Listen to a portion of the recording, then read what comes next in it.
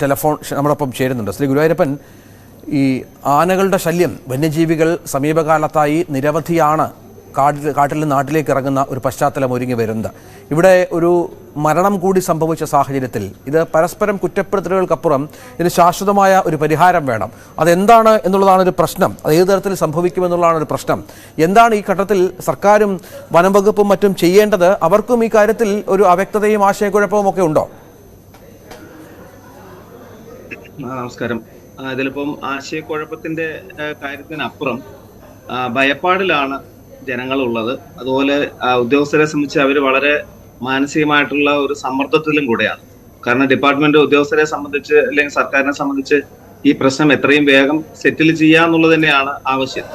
അതേസമയം ജനങ്ങളെ സംബന്ധിച്ച് അവർ ഭയപ്പാടിലുമാണ്. അപ്പൊ ഇത് രണ്ടിനും ഇടയ്ക്കുള്ള ചില തീരുമാനങ്ങളിലേക്ക് എത്തുക എന്നുള്ളതാണ് ഇതിനകത്ത് വേണ്ടത്.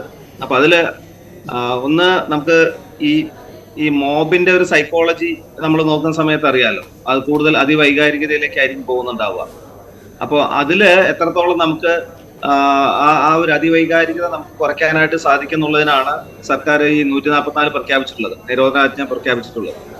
അപ്പോൾ അത് ഈ സ്വന്തം ജീവിതത്തിനെ അല്ലെങ്കിൽ അതിനെ സപ്പോർട്ട് ചെയ്യാനാണെന്നുള്ള ഒരു തോന്നല് ജനങ്ങൾക്ക് വരിക എന്നുള്ളതാണ് ഇതിൽ ഏറ്റവും അടിസ്ഥാനപരമായിട്ട് വേണ്ടത്.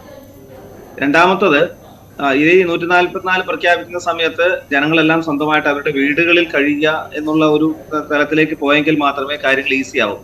പക്ഷെ ജനം മുഴുവൻ പാനയെ വെടിവെച്ച് കൊല്ലണം എന്നുള്ള നിലയ്ക്കാണ് സംസാരിച്ചുകൊണ്ടിരിക്കുന്നത്. അതൊരു ശാശ്വത പരിഹാരമല്ല.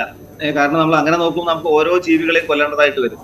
അപ്പൊ നമ്മള് ഒരു ഏകപക്ഷീയമായിട്ട് സംസാരിക്കുന്ന പോലെ ആയിപ്പോകും. ജനങ്ങൾ ഭീതിയിലാണ് എന്ന് ഈ പറഞ്ഞു പരത്തുന്നത് വലിയൊരു അളവിൽ മാധ്യമങ്ങൾ തന്നെയാണ്. ഞാനത് മൊത്തത്തിൽ അവിടെ അടച്ചാക്ഷേപിക്കുകയാണ്. ഇനിയിപ്പോ അത് വേറെ മറ്റു മാർഗങ്ങളില്ല. കാരണം ഈ ക്യാമറ കാണുന്ന സമയത്ത് ആളുകളെല്ലാം തടിച്ചു കൂടുക ഒരു വേറൊരു സൈക്കോളജി ആണല്ലോ.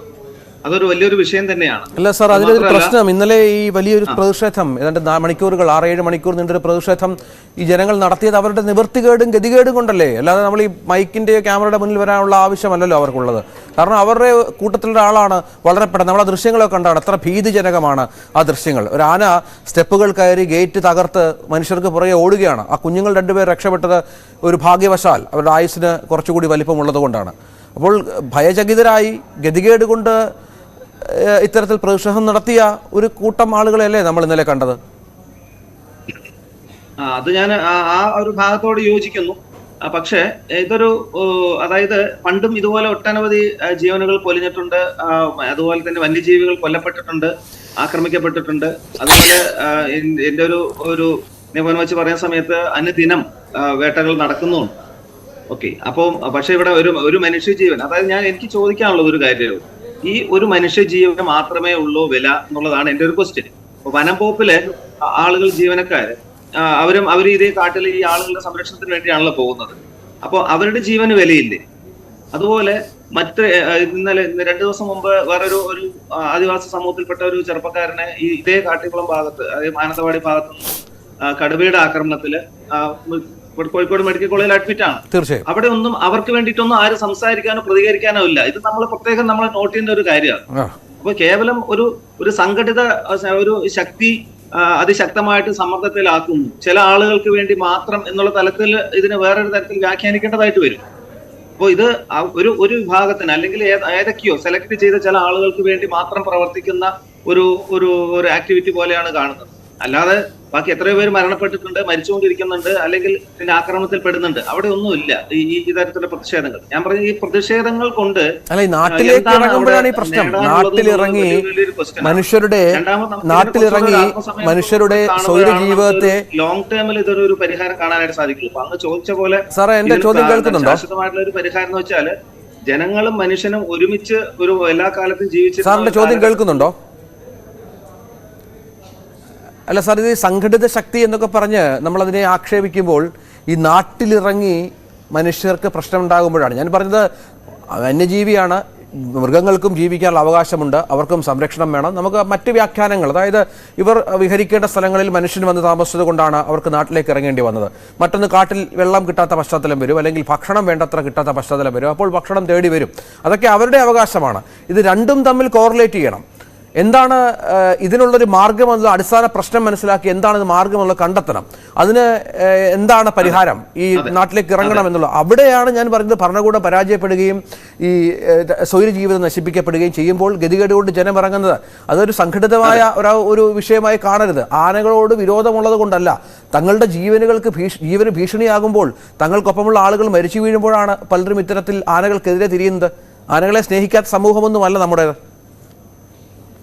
അതെ അതെ അതെ ആ ഒരു കാലഘട്ടത്തിൽ അത് വളരെ ഇതിപ്പോ നമുക്ക് അതിവൈകാരികത നമ്മൾ കണ്ടു തുടങ്ങിയത് ഈ അടുത്ത കാലത്താണ്. ഇതിന് തൊട്ട് മുമ്പും എത്രയോ ആളുകൾ നോക്കും, ഓരോ വർഷവും ഒരുപാട് പേര് ഈ വന്യജീവികളുടെ ആക്രമണത്തിൽ മരണപ്പെട്ടു എന്ന് സ്റ്റാറ്റിസ്റ്റിക്സ് പറയുന്നുണ്ട്. വന്യജീവികളുടെ ആക്രമണത്തിൽ മരണപ്പെട്ടു എന്ന് വെച്ചാൽ എല്ലാവരെയും ആനയും കടുവയും തന്നെ തിന്നു എന്നുള്ളതല്ല. പാമ്പ് കടിയേറ്റ് മരണപ്പെട്ടവരുണ്ട്, അത് നാട്ടിലാണെങ്കിൽ പോലും സംഭവിച്ചിട്ടുണ്ട്. ഇതിന്റെ എല്ലാം കൂടെ ഒരു ആകത്തുകയാണ് സ്റ്റാറ്റിസ്റ്റിക്സ് വരുന്നത്. ഇപ്പൊ അങ്ങ് പറഞ്ഞ ഒരു പ്രശ്നത്തിലേക്ക് ഇപ്പൊ അങ്ങ് തന്നെ ഇതിന്റെ കുറെ കാര്യങ്ങൾ പറഞ്ഞു കഴിഞ്ഞു, ഇതിന്റെ പ്രധാനപ്പെട്ട മേഖല പറഞ്ഞു കഴിഞ്ഞു.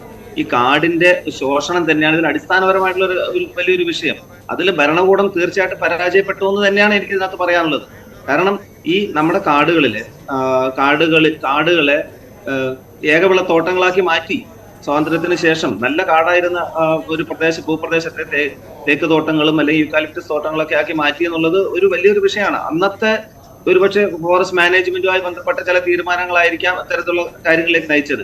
പക്ഷെ ഒരു സ്റ്റേജ് കഴിയുമ്പോൾ അതിനെ ഇപ്പോൾ നമുക്ക് കുറച്ചുകൂടെ കൂടുതൽ വിശാല തലത്തിൽ നമുക്ക് പരിസ്ഥിതിയെ കാണാനുള്ള ഒരു സാഹചര്യം വന്നതുകൊണ്ട് തന്നെ ആ തേക്ക് തോട്ടങ്ങളെ ഘട്ടം ഘട്ടമായിട്ട് ഒഴിവാക്കി മാറ്റി അവിടെ സ്വാഭാവിക വനം തിരിച്ചു കൊണ്ടുവരാൻ വേണ്ടിയുള്ള പ്രവർത്തനങ്ങൾ ചെയ്യണം. ഇപ്പൊ അത് ഗവൺമെന്റ് ആ ഒരു തലത്തിലേക്ക് ഇപ്പോഴും എത്തിയിട്ടില്ല എന്നുള്ളത് എടുത്തു പറയേണ്ട ഒരു കാര്യം തന്നെയാണ്. അതിലൊരു സംശയമില്ല. അപ്പൊ അതുകൊണ്ട് തന്നെ കാടിന്റെ ആ ഒരു ക്വാളിറ്റി കുറഞ്ഞു എന്നുള്ളത് ജീവികൾക്ക് ഭക്ഷണം കിട്ടാനുള്ള ഒരു സോഴ്സ് കുറയ്ക്കുന്നു എന്നുള്ളത് ഒരു വളരെ പ്രധാനപ്പെട്ട ഫാക്ടറാണ്. രണ്ടാമത്തെ ഒരു ഫാക്ടർ എന്ന് പറയുന്നത് ഇൻവേസീവ് പ്ലാന്റ്സ് എന്ന് പറയുന്ന ഏകദേശം 100-ലധികം, എനിക്ക് തോന്നുന്നു 150ഓളം ഇൻവേസീവ് പ്ലാന്റ്സ് ഉണ്ടെന്നൊക്കെയാണ് ചില കണക്കുകൾ പറയുന്നത്. അപ്പൊ എങ്കിലും ഒരു മിനിമം ഒരു 100-ലധികം വിദേശ സസ്യങ്ങൾ നമ്മുടെ കാട്ടിൽ കയറിയിട്ടുണ്ട്. കാട്ടിൽ മാത്രമല്ല നാട്ടിലുണ്ട്. കണക്കാക്കി കാടും നാടുമൊക്കെ ഏകദേശം ഒരുപോലെയാണ്. അപ്പൊ ഈ സസ്യങ്ങൾ അവിടെ മഞ്ഞക്കൊന്ന എന്നൊക്കെയാണ് വയനാട്ടിൽ അറിയപ്പെടുന്ന ഒരു ചെടി. അപ്പൊ അതിനെ മുഴുവൻ അപ്രൂട്ട് ചെയ്ത് മാറ്റേണ്ടതിന് പകരം അതിനെ മേളിൽ വെട്ടിക്കളയുന്ന സമയത്ത് വീണ്ടും അത് സ്പ്രൗട്ട് ചെയ്ത് വരും. അപ്പോൾ ഈ ചെടിയുടെ താഴെ മറ്റു ചെടികൾ പുല്ല് പോലും വളരാത്ത ഒരു സാഹചര്യമുണ്ട്. അതുകൊണ്ട് തന്നെ നമ്മുടെ വയനാടൻ കാടുകളിലെ വലിയൊരു ഏരിയ എന്ന് പറയുന്നത് ഈ പറഞ്ഞ ഇൻവേസീവ് പ്ലാന്റ്സ് കൊണ്ട് നിറഞ്ഞിരിക്കുന്നതുകൊണ്ട് തന്നെ സ്വാഭാവിക ബയോമാസ് ഈ ജീവികൾ കിട്ടാത്തത് കൊണ്ട് അവിടെ വീണ്ടും ഫുഡിന് ഷോർട്ടേജ് വരും. ഇത് രണ്ടാമത്തെ കാര്യം. മൂന്നാമത്തെ ഒരു വിഷയം എന്ന് വെച്ചാൽ നോക്കിപ്പോ വയനാടൻ കാടുകൾ എന്ന് പറയുന്നത് ഏകദേശം അവിടുത്തെ ജനങ്ങളും കാടും അങ്ങനെ ഇടകലർന്ന് ജീവിക്കുന്ന ഒരു പ്രദേശമാണ്. ഒരു പ്രത്യേകം ഒരു ഏരിയ ഡിമാർക്കേറ്റ് ചെയ്ത കാട് എന്ന് നമുക്ക് പറയാൻ പറ്റില്ല. അപ്പോൾ കാടുകൾ ഇപ്പൊ നോർത്ത് വയനാട് ആയിക്കോട്ടെ, സൗത്ത് വയനാട് ആയിക്കോട്ടെ, വൈൽഡ് ലൈഫ് സാങ്ച്വറി ആയിക്കോട്ടെ, പിന്നെ തുടർച്ചയായിട്ട് ഇതിന്റെ നമുക്ക് നോക്കിക്കഴിഞ്ഞാൽ നാഗർകോളെ വനമുണ്ട്, ബന്ദിപ്പുര വനമേഖലയുണ്ട്, അതുപോലെ മുതുമല കടുവാ സങ്കേതമുണ്ട്. അപ്പൊ ഇത്രയും ഈ 3 അതിർത്തികൾ പങ്കിടുന്ന 3 സംസ്ഥാനങ്ങളുടെ കാടുകൾ, അത് കൂടാതെ ഈ വയനാടൻ കാട്, ഈ കാടിനകത്താണ് ഈ ജനങ്ങൾ താമസിക്കുന്നത്. എന്ന് വെച്ചാൽ ശരിക്കും 100% കാടിനകത്തുള്ള സെറ്റിൽമെന്റ്സ് ആണ്. അവിടുത്തെ നമുക്ക് ഗ്രാമം എന്ന് പറയുന്നേക്കാളും നല്ലത് സെറ്റിൽമെന്റ്സ് എന്ന് പറയാൻ പറ്റും. അപ്പൊ ഈ പ്രദേശത്തെ ആളുകളുടെ നിലനിൽപ്പിന്റെ ഒരു വലിയൊരു അടിസ്ഥാനം എന്ന് പറയുന്നത് കന്നുകാലി വളർത്തലാണ്. നമ്മൾ ആളുകളുടെ പ്രതികരണം നോക്കിക്കഴിഞ്ഞാൽ പാല് വാങ്ങിക്കാൻ പോലും ഭയപ്പെട്ടു പോകുന്ന ഒരു കാര്യം അവർ എപ്പോഴും പറയുന്നുണ്ട്. ഒരു കാര്യം അതാണ്. പക്ഷെ ഈ കന്നുകാലികളെ എല്ലാം സ്റ്റാൾ ഫെഡ് അല്ല. അത് വളരെ പ്രധാനപ്പെട്ട ഒരു ഫാക്ടറാണ്. കന്നുകാലികൾ മേയുന്നത് കാടിലായതുകൊണ്ട് തന്നെ ഈ വലിയൊരു രീതിയിൽ ബയോമാസ് അവിടെ വീണ്ടും കാട്ടിലേക്ക് കുറയുന്നുണ്ട്. ശരി സാർ, ശരി. അതാണ് ഈ അങ്ങനെ അടിസ്ഥാനപരമായ നിരവധി പ്രശ്നങ്ങൾ ഈ സ്ഥലത്ത് ഇവിടെ ഉണ്ട്. നമ്മൾ നേരത്തെ സംസാരിച്ച് വന്നത് തന്നെ അതാണ്. കാരണം പരിഹാരം ശാശ്വതമായി തന്നെ വേണമെന്നുള്ളതാണ്. ഇപ്പോൾ വയനാട്ടിലെ ബാവലി മേഖലയിൽ നിന്ന് ഈ ആനയുടെ സിഗ്നൽ കിട്ടി എന്ന വളരെ പ്രധാനപ്പെട്ട ഒരു വിവരം പുറത്തു വരുന്നുണ്ട്. ആശ്വാസകരമാണ്. അങ്ങനെ സിഗ്നൽ ലഭിച്ചാൽ ആനയെ പിന്തുടർന്ന് മയക്കുവെടി വെക്കാൻ സാധിക്കും. അപ്പോൾ ആ ദൗത്യത്തിലേക്ക് സംഘം കടക്കുകയാണ് എന്നുള്ളതാണ് വിവരങ്ങൾ പങ്കുവെക്കപ്പെടുന്നത്. ശ്രീ ഗുരുവായൂരപ്പനാണ് നമ്മളോട് ചേർന്നത്. നമുക്ക് ഈ വാർത്തയിൽ തന്നെ നിൽക്കാമെന്ന് കരുതുന്നു. ഒരു ഇടവേളയ്ക്ക് ശേഷം പുതിയൊരു വാർത്താ ബുള്ളറ്റിനുമായി ചേരും.